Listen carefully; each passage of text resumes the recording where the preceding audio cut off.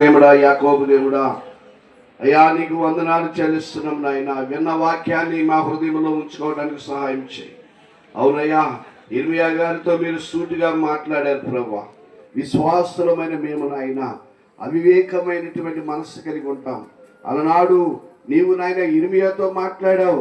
ఇర్మియా, ఇదిగో ఇశ్రాయేలు ప్రజల నిమిత్తం నువ్వు ప్రార్థన చెయ్యొద్దు. ఒకవేళ నువ్వు ప్రార్థన చేసినా వాళ్ళు తిడతారు, కొడతారని భయపడి చేస్తావేమో, నేను వినను అన్నావు.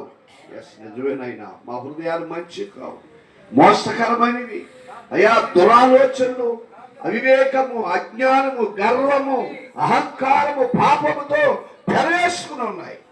కనుక విడుదల కావాలి.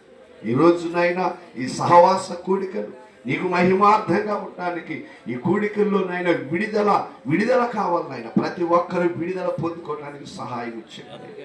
నీ నామములో మార్పు లేని వారికి మార్పు, రక్షణ లేని వారికి రక్షణ, ఆత్మ లేని వారికి ఆత్మను మీరు దయచేయండి. మీ కృపా కాపుదల గురించి మా ప్రార్థన ఆలోచించండి. యేసు నామములో అడుగుతున్నాం.